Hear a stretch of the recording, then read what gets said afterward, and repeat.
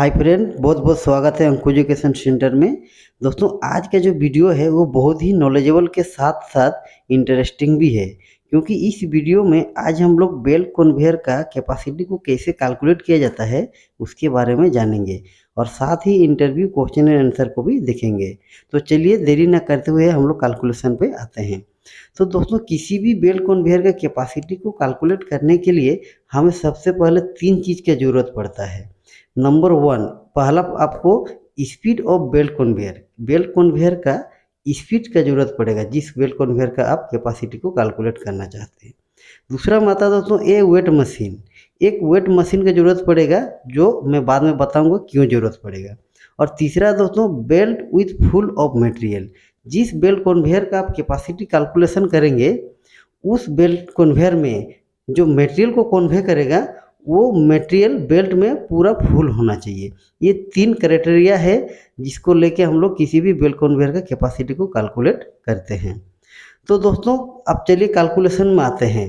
तो देखिए, जब हम लोग किसी भी कन्वेयर की कैपेसिटी को कैलकुलेट करेंगे तो सबसे पहले मैं बता रहा हूँ आपको कि run the belt conveyor with full of material. आपको बेल्ट कन्वेयर को फुल मटेरियल में रन करना है। रन करने के बाद जब फुल मटेरियल हो जाएगा बेल्ट कन्वेयर में, तो बेल्ट कन्वेयर को आपको स्टॉप कर देना है। सेकेंड में क्या करना है कि weight the quantity of material in 1 metre length after stopping the belt conveyor. जैसे आपका बेल्ट कन्वेयर स्टॉप हो जाएगा तो आप 1 मीटर लेंथ मेजरिंग टेप से मेजर करके उस 1 मीटर लेंथ में जो मटेरियल होगा उसको बाहर निकल के वेट मशीन से कैलकुलेट कर लीजिएगा। इसीलिए मैं बताया था कि वेट मशीन का यूज कैसे होगा और कहाँ पे होगा, मैं बाद में बताऊंगा। ये जो 1 मीटर लेंथ का मटेरियल होगा उसको वेट मशीन में कैलकुलेट करिए और देखिए कि उसका वेट कितना आ रहा है। तो चलिए मैं एक एग्जाम्पल को लेके आपको समझाता हूँ। मान लीजिए कि 1 मीटर लेंथ में जो मटेरियल होगा वो मान लीजिए 50 केजी होगा। मैं यहाँ लिखा हूँ कि let weight of material in 1 metre length is equal to 50 kg. हम लोग मान लिए कि उसका जो वेट है 50 केजी है। अब स्पीड जो है बेल्ट कन्वेयर का, उसको हम लोग मान लिए कि speed of belt conveyor 1.5 metre per second. वो belt conveyor 1.5 metre per second की स्पीड से जा रहा है। तो इसका क्या मतलब हुआ कि belt speed 1.5 metre per second means belt passes in 1 second is equal to 1.5 metre.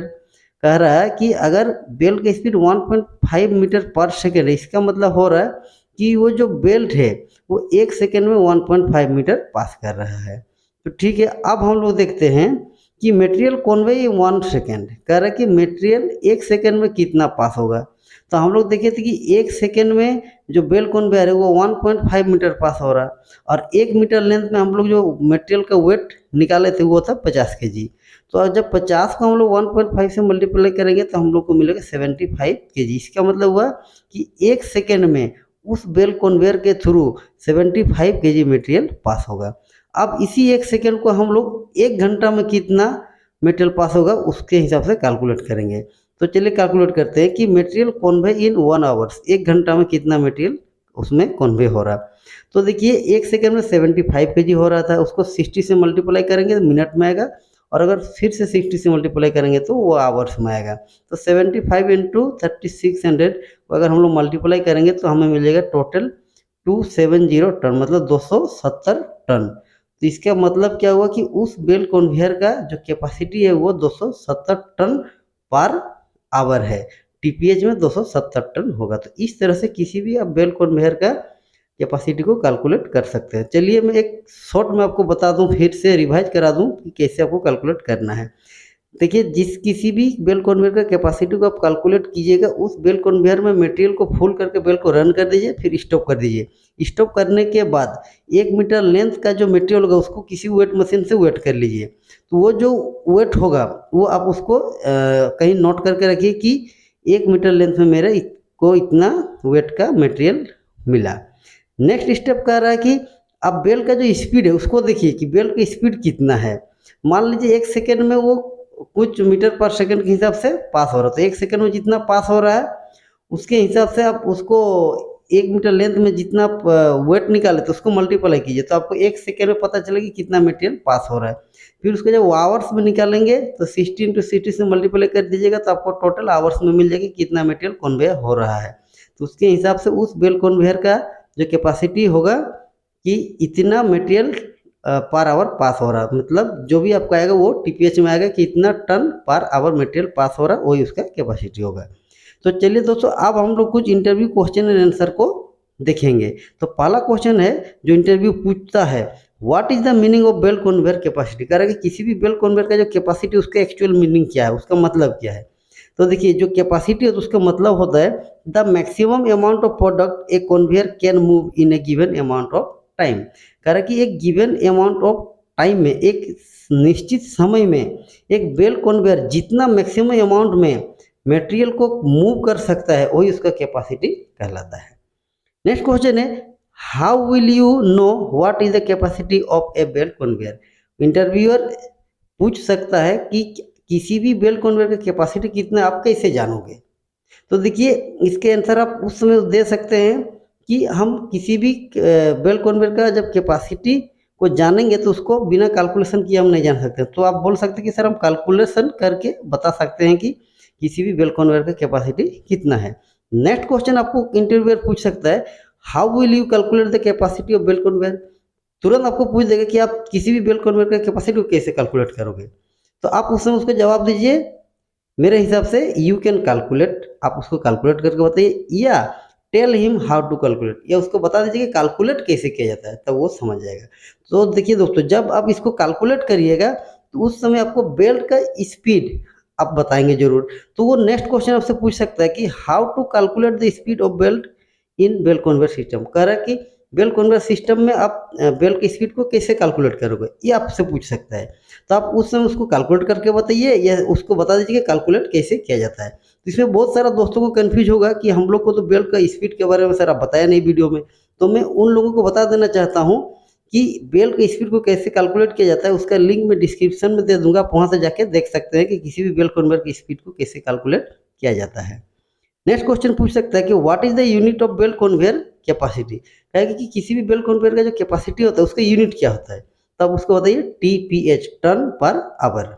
Next question है, what is the unit TPH. करेगा टीपीएच जो यूनिट है वो क्या है। तो इसके answer, it indicate the capacity of belt conveyor, ये किसी भी बेल्ट कन्वेयर के कैपेसिटी को बताता है। टीपीएच का फुल फॉर्म होता है tons per hour. Next question है, what does the capacity of a belt conveyor depends on. ये बहुत अच्छा क्वेश्चन है। कह रहा है कि किसी भी बेल्ट कन्वेयर का जो कैपेसिटी होता है वो किस पर डिपेंड करता है। तो देखिए, सबसे पहला पॉइंट से बेल्ट का विथ, बेल्ट का जितना विथ होगा, मान लीजिए बेल्ट का विथ 650 mm है, तो 650 mm के हिसाब से उसका कैपेसिटी निर्धारित होगा। अगर बेल्ट का विथ 800 mm है तो 800 mm के हिसाब से निर्धारित होगा। तो इसका मतलब है कि बेल्ट का जो विथ है उस पर डिपेंड करता है कि बेल्ट कन्वेयर की कैपेसिटी कितना होगा। सेकंड है बेल्ट स्पीड, बेल्ट का स्पीड बढ़ेगा तो उसकी कैपेसिटी बढ़ेगा, बेल्ट का स्पीड कम होगा तो वो कैपेसिटी कम हो जाएगा। नेक्स्ट है मटेरियल बल्क डेंसिटी, मटेरियल का जो डेंसिटी होता है उस पर भी डिपेंड करता है। नेक्स्ट है सरचार्ज एंगल, ये सरचार्ज एंगल क्या है दोस्तों कि जब मटेरियल बेल्ट में कन्वे करता है तो उस समय एक एंगल में वो मतलब आपका टेल एंड से लेके हेड एंड तक जाता है, तो जिस एंगल में मटेरियल का शेप बनता है उसी एंगल को हम लोग सरचार्ज एंगल कहते हैं। जितना ज़्यादा सरचार्ज एंगल होगा मटेरियल उतना ज़्यादा कन्वे होगा, जितना कम सरचार्ज एंगल होगा मटेरियल उतना कम कन्वे होगा। नेक्स्ट कर रहे हैं एंगल ऑफ इंक्लिनेशन, बेल्ट का एंगल ऑफ इंक्लिनेशन के हिसाब से भी बेल्ट का कैपेसिटी डिपेंड करता है। बहुत ज़्यादा इंक्लिनेशन होगा तो कैपेसिटी कम हो जाएगा, और अगर कम इंक्लिनेशन होगा तो कैपेसिटी उसका ज़्यादा रहेगा। नेक्स्ट है ट्रॉपिंग एंगल, ये ट्रॉपिंग एंगल होता है, ये बेल्ट कन्वेयर में जो आइडलर्स लगे होते हैं जिस फ्रेम में, उस फ्रेम का एंगल होता है। कहीं कहीं 10 डिग्री में होता है, कहीं 20 डिग्री, कहीं 15 डिग्री, कहीं 30 डिग्री, कहीं 35 डिग्री में होता है। उस पर भी डिपेंड होता है कि बेल्ट कन्वेयर का कैपेसिटी कितना होगा। नेक्स्ट है आइडलर कॉन्फ़िगरेशन, आइडलर का जो कॉन्फ़िगरेशन होता है, बनावटी होता है, उस पर भी डिपेंड करता है कि उसकी कैपेसिटी कितना होगा या कैसे कैलकुलेट होगा। नेक्स्ट कह रहा है कि how will you increase the capacity of belt conveyor. ये तो और ही ज़बरदस्त क्वेश्चन है कि किसी भी बेल्ट कन्वेयर की कैपेसिटी को आप कैसे बढ़ा सकते हो। आपने तो बेल्ट कन्वेयर वहाँ पे लगा दिया, आप कैपेसिटी बोलते बढ़ाओ, कैसे बढ़ाओगे। तो देखिए, इसका पहला पॉइंट कह रहा है कि bye increasing belt with, belt का विथ अगर आप बढ़ा दोगे चौड़ा तो बेल्ट का कैपेसिटी बढ़ जाएगा। नेक्स्ट है by increasing belt speed, belt का स्पीड को अगर आप बढ़ा दोगे, विथ मान लीजिए उतना ही आप स्पीड बढ़ा दिए तो भी उसकी कैपेसिटी बढ़ सकता है। नेक्स्ट है by increasing belt strength, belt का स्ट्रेंथ अगर आप बढ़ा दिए तो कैपेसिटी बढ़ेगी। कैसे? मान लीजिए विड्थ उतना ही है, स्पीड भी उतना ही है, और उसके स्ट्रेंथ को अगर आप बढ़ा दिए तो उस हिसाब से आप उस पर ज़्यादा मटेरियल कन्वे करा सकते हैं, तो उसकी कैपेसिटी बढ़ जाएगा। नेक्स्ट है by using higher capacity idler geometry. आप जो आइडलर यूज कर रहे हैं उसका कैपेसिटी मतलब हाई कैरिंग कैपेसिटी का होना चाहिए, तो वहाँ पे आप ज़्यादा कैपेसिटी से मटेरियल को कन्वे कर सकते हैं या कैपेसिटी बढ़ा सकते हैं। नेक्स्ट है by using low rolling resistance rubber. कह रहा है कि बेल कन्वेयर में जो बेल्ट लगा रहता है उसका कोफिशिएंट मतलब फ्रिक्शन जो होता है वो कम होना चाहिए, तो भी आप उसका कैपेसिटी को बढ़ा सकते हैं। नेक्स्ट क्वेश्चन कह रहा है what is the importance of capacity of A conveyor system. कह रहा है कि किसी भी कन्वेयर सिस्टम का जो कैपेसिटी उसके क्या इंपॉर्टेंस है, क्या वैल्यू है उसका, हम लोग उस कैपेसिटी क्यों करते हैं कि बॉल कन्वेयर को फुल कैपेसिटी में चलाना चाहिए। तो देखिए इसका पहला पॉइंट कह रहा है कि एफिशिएंसी। मान लीजिए कि आपका बेल कन्वेयर अपना फुल एफिशिएंसी से मटेरियल को मूव नहीं कर पा रहा, कन्वेयर नहीं कर पा रहा, तो आपका जो भी सिस्टम है उसका एफिशिएंसी पूरा डाउन हो जाएगा, जहाँ पे आपका लॉस होना जरूरी श्योर है। नेक्स्ट है कॉस्ट। देखिए एक कन्वेयर सिस्टम को लगाने में बहुत कॉस्ट का जरूरत पड़ता है, बहुत पैसा की जरूरत पड़ता है। तो अगर आप जितना पैसा लगे कन्वेयर सिस्टम को बैठा रहे हैं और उस कन्वेयर सिस्टम में आपको जितना आउटपुट मिलना चाहिए वो नहीं मिल रहा, तो आपका श्योर है कि वहाँ पे आपका लॉस हो रहा है। नेक्स्ट है प्रोडक्ट क्वालिटी। जिस कन्वेयर सिस्टम में आप मटेरियल को कन्वे कर रहे हैं, अगर उस कन्वेयर में मटेरियल बहुत ज़्यादा देरी तक होल्ड हो जाता है या बहुत ज़्यादा लंबाई में उसको कन्वे होना पड़ रहा है, तो मटेरियल क्वालिटी भी डिग्रेड हो सकता है। इस सारे रीजन्स को, इस सारे फैक्टर्स को देख के हम लोग कह सकते हैं कि कंप्रेसर का जो कैपेसिटी है उसका बहुत ही इंपॉर्टेंस है। मीन्स कि जब भी कोई कन्वेयर को मतलब बनाया जाता है या उसको बैठाया जाता है, तो उसके कैपेसिटी कितना होना चाहिए और किस हिसाब से उस बेल कन्वेयर को चलाया जाना चाहिए, ये होना चाहिए। इस पर ध्यान देना बहुत ज़रूरी है। तो दोस्तों ये जो वीडियो था आज का, आप लोगों को कैसा लगा कमेंट में ज़रूर लिखिए, और अगर चैनल में नए हैं तो चैनल को सब्सक्राइब करके ऑल पे क्लिक कीजिए, ताकि मेरा जो भी वीडियो आएगा उसका नोटिफिकेशन आपको सबसे पहले पहुंच सके। धन्यवाद।